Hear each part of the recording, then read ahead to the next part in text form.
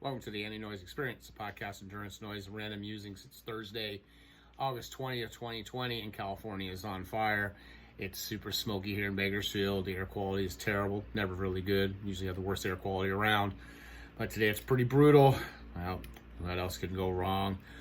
Sadly, today I'm kind of talking about an article that was recently in the New York Times, and it's about a race run across the state of Georgia. Like the race across Tennessee that I just finished virtually. There's actually the Vol State, which is an actual real race that Laz puts on. He also puts on this race called the Southern Road Race. And they're just talking about, unfortunately, on the heels of my discussion last night with Zach Griffith here in Bakersfield, who is a cyclist and pedestrian advocate and safe travels and all that kind of stuff with education. And, talking about people being safe out there and learning the rules of the road. We have these races and lots of races, even trail races often cross major roads. Angeles Crest crosses Highway 2, which is an extremely dangerous road with lots of blind turns. In fact, motorcyclists are always up there racing around and crashing and burning. And there's absolutely no cell phone reception out there. So when they get in a wreck, it's pretty bad. In fact, there was a case where about mile 75, one of my friends who was pretty far up in the race, he actually stopped and helped a motorcyclist who got into a wreck. So this race was a grueling 340-mile race, and 270 miles into the race, they've been out there for many days, getting sleep deprived. They've done many multi-day races, but they've always been, in controlled environments on a 1-mile loop or a 400-meter track. And so Laz Cantrell, he put up this race. It's called the Heart of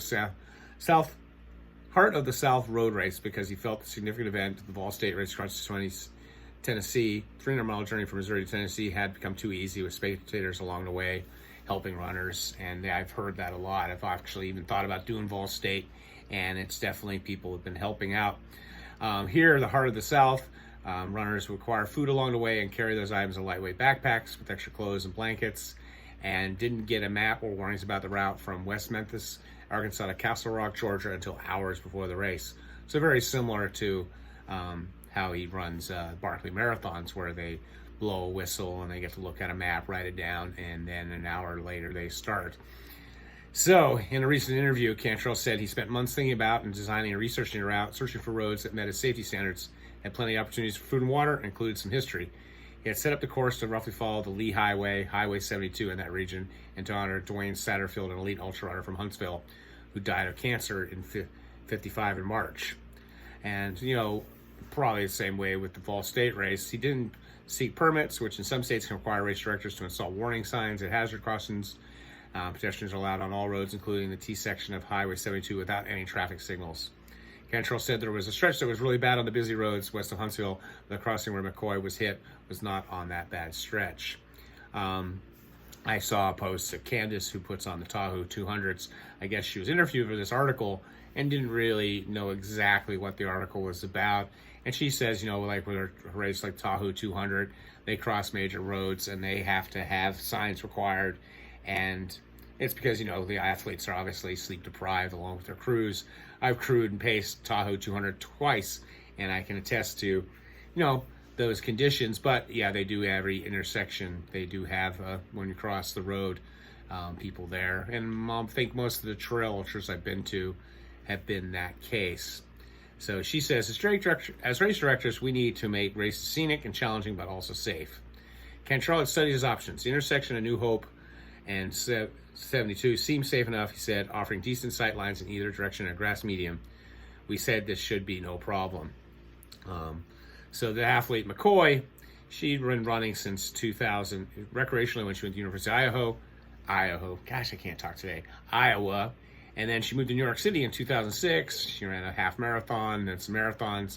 And then later on, she actually did the great New York 100-mile running expedition. And I flew over there last year and signed up for that.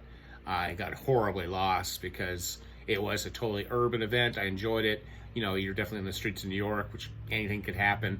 But unless you know the city of New York pretty well, you had really no clue where you're going.